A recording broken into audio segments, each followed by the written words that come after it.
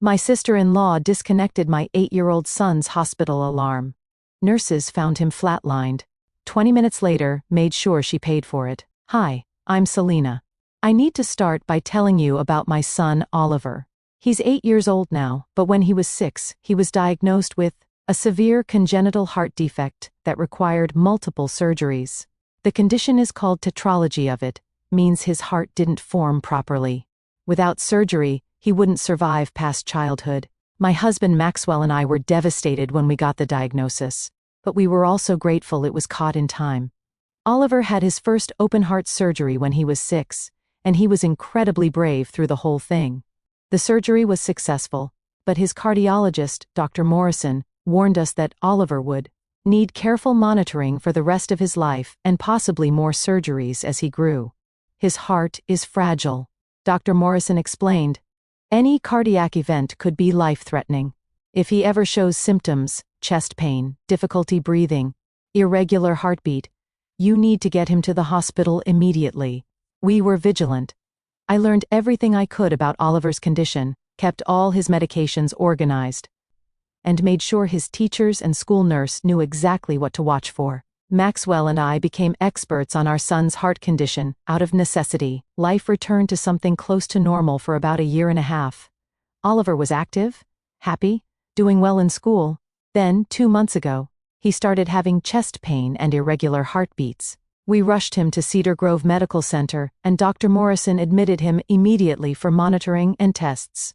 His heart rhythm is unstable, she told us. We need to keep him here for at least a week, maybe longer, to figure out what's causing this and adjust his medications. He'll be on continuous cardiac monitoring. That meant Oliver was hooked up to machines that tracked his heart rate, rhythm, and oxygen levels 24 hours a day. If anything went wrong, alarms would sound at the nurse's station, and someone would respond immediately. This is where my sister-in-law, Bridget, enters the story. Bridget is Maxwell's younger sister, and we've never gotten along. From the moment Maxwell and I started dating 7 years ago, she made it clear she didn't think I was good enough for her brother. I'm a high school art teacher, and Bridget always acted like that was beneath her. She works in pharmaceutical sales and never misses an opportunity to mention how much money she makes. When Maxwell and I got married, Bridget wore white to the wedding. When I got pregnant with Oliver, she told everyone I trapped Maxwell with a baby. When Oliver was diagnosed with his heart condition, she actually said, well, genetic defects usually come from the mother's side. Maxwell would defend me, but he also had this blind spot when it came to his sister. She doesn't mean it the way it sounds, he'd say. She's just awkward with emotions. My best friend since college, Natasha, couldn't stand Bridget. That woman is toxic, she told me after meeting her at Oliver's first birthday party. She's jealous of you and takes it out on you every chance she gets. I know, but she's Maxwell's sister. I have to deal with her. You don't have to deal with anything. Set boundaries.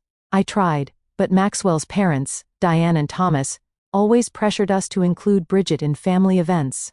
She's family. Diane would say, you need to make an effort. When Oliver was hospitalized this time, Bridget immediately inserted herself into the situation. She showed up at the hospital the day after he was admitted, acting like she was the concerned aunt of the year. Poor Oliver, she cooed, bringing him a stuffed animal. Aunt Bridget is here to take care of you. I appreciated the gesture at first, but then she started undermining me in front of the medical staff. When I explained Oliver's medication schedule to a new nurse, Bridget interrupted. Actually, Selena tends to be a bit overprotective and paranoid. You should probably verify everything she says with the doctor. Excuse me, I said. I'm just looking out for Oliver. You get so anxious about his condition that sometimes you're not thinking clearly. Maxwell was in the cafeteria getting coffee and missed this exchange. When I told him about it later, he said Bridget was probably just trying to help in her own way. But my sister Ashley, who visited that afternoon, saw it differently. She's trying to make you look incompetent in front of the medical staff. Ashley said, that's deliberate. Over the next few days, Bridget kept showing up during visiting hours. She'd bring Oliver toys and snacks, including sugary treats that Dr. Morrison had specifically said Oliver shouldn't have because they could affect his heart rate. Bridget, he can't have that candy, I told her. His doctor said no sugar while we're trying to stabilize his heart rhythm. Oh, please. A little candy won't hurt him. You're being ridiculous. I'm following doctor's orders. You're being a controlling mother. No wonder Oliver gets anxious. You hover over him constantly. I took the candy away from Oliver. And Bridget complained to Maxwell that I was being unreasonable. Maxwell, exhausted from sleeping in a hospital chair for days, told me to just let Bridget visit, without starting drama. I'm not starting drama. She's undermining medical advice. She cares about Oliver. That's all that matters. But it wasn't all that mattered, because Bridget's behavior got worse. She started questioning the nurses about Oliver's care in this aggressive way. Are you sure you're giving him the right dosage? How often are you actually checking on him? My brother and sister-in-law are very emotional right now, so I need to make sure someone rational is overseeing things. One of the nurses, a kind woman named Sharon, who'd been taking care of Oliver since he was admitted, pulled me aside. Mrs. Foster, I need to mention something. Your sister-in-law has been asking very specific questions about Oliver's monitors and alarms. What they track, how they work, what happens if they're turned off. It seemed odd. Why would she ask about that? I don't know, but it made me uncomfortable. I wanted you to be aware, I told Maxwell, but he brushed it off. She probably just wants to understand his care. She's curious. She works in medical sales, remember? Sharon thought it was weird. Sharon doesn't know Bridget like we do. I wish I'd pushed harder. I wish I'd trusted my instincts and banned Bridget from the hospital room, but I didn't. And that decision almost cost me my son's life. It happened on a Tuesday evening. Maxwell had gone home to shower and get a change of clothes. I had been at the hospital for 6 days straight and was exhausted. My mom, Linda, came to sit with Oliver so I could go to the cafeteria and eat something other than vending machine food. Go, she insisted. I'll be right here with him. Take your time. Oliver was stable that evening, watching cartoons, his heart monitor beeping steadily. I kissed his forehead and went downstairs, grateful for the break. I'd been gone maybe 20 minutes when Bridget showed up. My mom told me later that Bridget seemed surprised to see her there. Oh, Linda, I didn't realize you'd be here, Bridget said. Selena needed a break. She's been here non-stop. Well, since you're here, would you mind grabbing me a coffee from the machine down the hall? I'd get it myself, but my knee has been killing me today. Bridget made this big show of rubbing her knee. My mom, always trying to be helpful, agreed. I'll be right back, Oliver. Aunt Bridget will stay with you. That's when Bridget was alone with my son. According to the hospital's investigation later, Bridget was alone in the room for approximately 18 minutes. At some point during those 18 minutes, she reached behind Oliver's bed and disconnected his cardiac monitor alarm. Not the monitor itself that kept displaying Oliver's vitals on the screen in the room, but the alarm that connected to the nurse's station. The one that would alert medical staff if something went wrong was silenced. My mom came back with the coffee and Bridget left shortly after, claiming she had dinner plans. My mom sat with Oliver, not realizing anything was wrong. Why would she? The monitor in the room still showed Oliver's heart rhythm. Everything looked normal.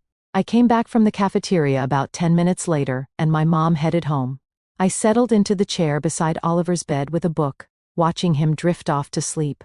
That's when I noticed Oliver's breathing seemed off, shallow, and rapid. Oliver, baby, are you okay? He didn't respond. His eyes were closed, but his breathing was definitely wrong. I checked the monitor screen. His heart rate was dropping fast from 70 beats per minute to 60, then 50. Oliver. I shook him gently, no response. 40 beats per minute. I ran to the door and screamed for help. Nurse, I need help. Something's wrong with my son. Sharon came running, took one look at the monitor, and her face went white. She immediately called a code blue. The room flooded with medical staff within seconds. Dr. Morrison appeared from somewhere, already in her scrubs. 30 beats per minute. They pushed me out of the way, working on Oliver frantically. I heard someone say his blood pressure was dropping. Someone else was setting up a defibrillator. 20 beats per minute. Why didn't the alarm go off? Dr. Morrison demanded. Why weren't we notified? A nurse checked the connection. The alarm's been disconnected. It's not sending to the nurse's station. 10 beats per minute. Then, the line went flat. That horrible, continuous beep. My son was flatlining. That's when the scene from the beginning happened, though I barely remember it. I was screaming, crying, being held back by a nurse as they worked on Oliver. Where were you?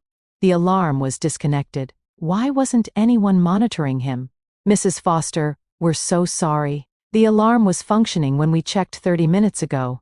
My son flatlined. He could have died.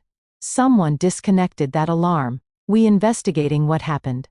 Please, let us focus on stabilizing him, right now. They worked on Oliver for what felt like hours but was probably only minutes. They got his heart beating again, stabilized him, and moved him to the cardiac ICU, where he could be monitored even more closely. Maxwell arrived right as they were moving Oliver, having gotten my frantic call. We held each other in the hallway, both of us shaking. Dr. Morrison came out to talk to us once Oliver was settled. He's stable now, but that was extremely close. Another few minutes, and we would have lost him. The fact that the alarm was disconnected meant we had no warning. If you hadn't noticed his breathing and called for help when you did, Selena, he wouldn't have made it. How did the alarm get disconnected? Maxwell asked. We don't know yet. The hospital is reviewing security footage and interviewing everyone who was in the room today. Natasha arrived at the hospital within the hour, having dropped everything when I called her. She sat with me while Maxwell stayed in the ICU with Oliver. Who was in the room today? She asked. Just me, Maxwell, my mom, and I stopped. Oh my God, Bridget. What? Bridget was alone with Oliver for about 20 minutes, while my mom got her coffee. Natasha's expression hardened. You need to tell the hospital right now. The security footage confirmed it. Bridget entered Oliver's room at 6:15 p.m.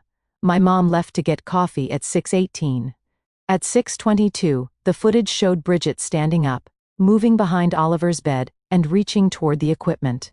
She was positioned so her body blocked the view of what exactly she was doing, but the hospital's technical team confirmed that the alarm was disconnected at 6:23 p.m. Bridget left the room at 6:36. My mom returned at 6:37. The alarm remained disconnected until the code blew at 7:05. The hospital called the police. Detectives came to interview everyone. When they brought in Bridget for questioning, she initially denied everything. I didn't touch anything. I don't know what you're talking about. But the security footage was damning. They showed her the video of her reaching behind the bed right when the alarm was disconnected. I was just adjusting his pillow. The wires were tangled. The alarm disconnect is on the opposite side from his pillow. Miss Foster. Her story kept changing.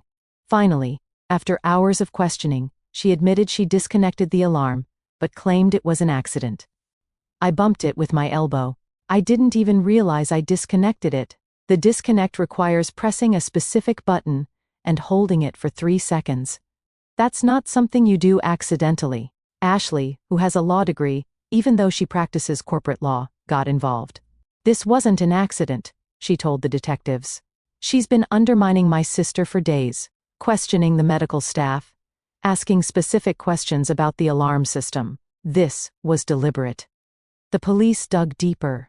They pulled Bridget's phone records and found disturbing Google searches from the days before the incident. How do cardiac monitors work? Can you disable hospital alarms? What happens when heart monitor alarm is off? And most chilling, how long can a child survive cardiac event without treatment? They also found text messages between Bridget and a friend where she complained about me. Selena acts like she's the only one who cares about Oliver. She treats everyone like they're incompetent. Someone needs to show her what happens when she's not in control. When confronted with this evidence, Bridget finally admitted the truth to her lawyer, who then tried to negotiate a plea deal. She disconnected the alarm on purpose. She wanted to teach me a lesson about being overprotective. Her plan, according to her statement, was that Oliver would have some minor medical event. The nurses wouldn't be immediately alerted, and by the time anyone noticed, it would prove that I was right to be concerned, but also that my constant hovering wasn't the only thing keeping Oliver safe. I thought the nurses would check on him anyway, she told her lawyer. I didn't think anything serious would actually happen. I just wanted Selena to see that her anxiety was causing problems. The delusion was staggering. She deliberately endangered a child's life to prove a point about my parenting. What she hadn't counted on was how serious Oliver's heart condition actually was. When his heart started failing and no alarm sounded, Those minutes were the difference between life and death. Maxwell was destroyed when he learned the truth. His sister had nearly killed our son. There was no defending that, no excusing it. I knew she didn't like Selina, but this he couldn't even finish the sentence. Diane and Thomas were in denial at first. Bridget made a mistake, Diane said. She didn't mean for Oliver to get hurt. She disabled a life-saving medical device on purpose, I said, my voice cold. Your grandson nearly died because your daughter wanted to teach me a lesson. Eventually, even Diane and Thomas couldn't deny what Bridget had done. The evidence was too clear. Bridget was arrested and charged with reckless endangerment of a child, interference with medical equipment, and attempted manslaughter. Because it happened in a hospital and involved deliberately tampering with medical equipment, the charges were severe. Her lawyer tried to argue that she hadn't intended to cause serious harm, that she'd simply made a bad decision without understanding the consequence. But the prosecutor brought in Dr. Morrison and other cardiac experts who testified about how critical continuous monitoring is for children with Oliver's condition. Every second counts with cardiac events in children with a trilogy of fall. Dr. Morrison testified, the alarm system exists because immediate intervention can mean the difference between full recovery and death or permanent brain damage. By disconnecting that alarm, Miss Foster eliminated the safety net that was keeping Oliver alive. The prosecutor also presented Bridget's search history and text messages. This wasn't ignorance, she argued. The defendant researched how these systems work. She knew what she was doing. She was willing to risk a child's life because she was jealous of his mother. My victim impact statement at the trial was one of the hardest things I've ever had to do. I stood in that courtroom and described watching my son's heart stop being pushed aside while they worked to save him. The absolute terror of thinking I was going to lose my child. Bridget Foster didn't just endanger my son's physical health. I said she destroyed my sense of safety. I can't sleep. I have panic attacks every time Oliver has a doctor's appointment. I'm terrified to let him out of my sight. She took away my ability to trust people around my child. Maxwell testified too, talking about the betrayal of his own sister nearly killing his son. I have to live with the knowledge that my sister was willing to hurt Oliver to hurt my wife. That's something I'll never get over. The jury deliberated for 2 days. Guilty on all counts. At sentencing, the judge was harsh. You used your knowledge of medical equipment to deliberately endanger a vulnerable child. You researched how to do this, you planned it. Then you lied about it repeatedly until the evidence became overwhelming. This wasn't a mistake or an accident. This was calculated. Bridget was sentenced to 8 years in prison.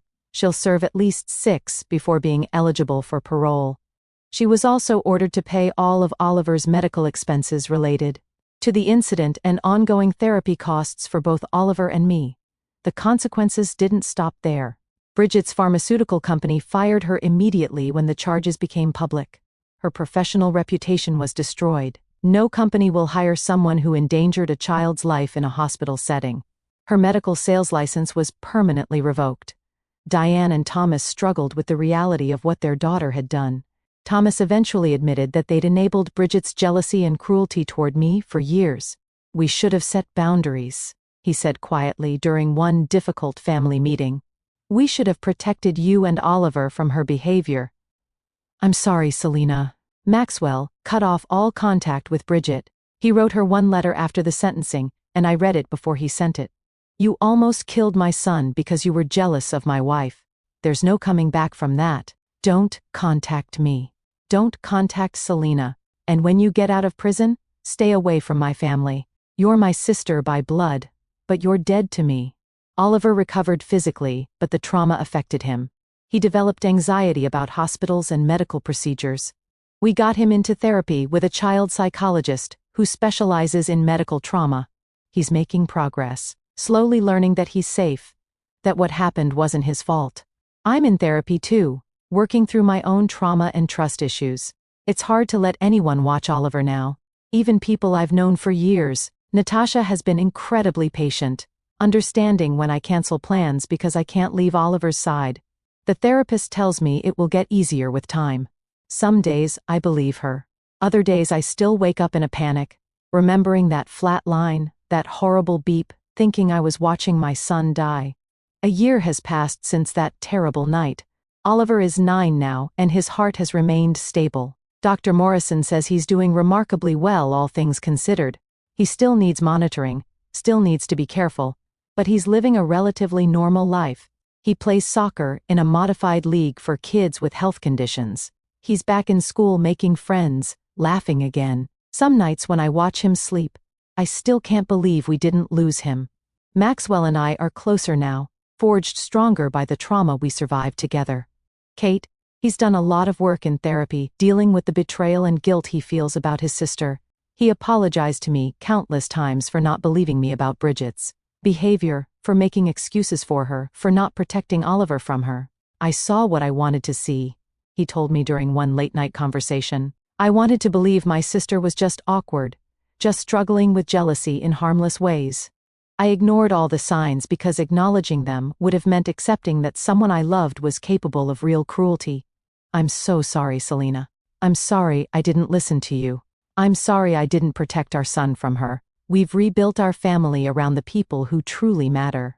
Natasha and Ashley are constants in our lives, the aunts Oliver deserves. My mom visits every week, still carrying guilt about leaving Oliver alone with Bridget that night, though we've told her 1,000 times it wasn't her fault. Diane and Thomas see Oliver supervised, and only when we're comfortable with it. They're trying to make amends, to be better grandparents, to acknowledge the ways they enabled Bridget's behavior. It's a slow process, but we are working on it for Oliver's sake. The hospital implemented new security protocols after what happened. Now, every alarm disconnection is logged automatically and triggers an immediate investigation. No one can disable an alarm without medical staff being notified instantly. Sharon told me they're using Oliver's case in training for all new nurses, how to recognize concerning behavior from visitors, how to trust their instincts when something feels off. Your son's story is going to protect other children, she said. That's got to count for something. It does. It doesn't erase what happened, doesn't take away the nightmares or the trauma, but knowing that Oliver's near-death experience might prevent another child from going through the same thing helps. Bridget writes letters from prison that we don't open. Her parole hearing is in 5 years. Maxwell has already written a statement opposing her early release. So have I. So has Dr. Morrison, the hospital, and the prosecutor. Oliver knows a simplified version of what happened. That Aunt Bridget made a very bad choice that hurt him. That she's in prison because she did something dangerous. That it's not his fault and he's safe now. As he gets older, we'll tell him more. But for now, we are focused on helping him feel secure and loved. People ask me if I've forgiven Bridget. The answer is no. Maybe that makes me a bad person, but I can't forgive someone who deliberately endangered my child's life to settle a personal grudge. She didn't just disconnect an alarm, she gambled with my son's life and almost lost. If someone endangered your child's life on purpose, just to prove a point about your parenting, would you ever be able to forgive them, or would you make sure they paid the full price for what they had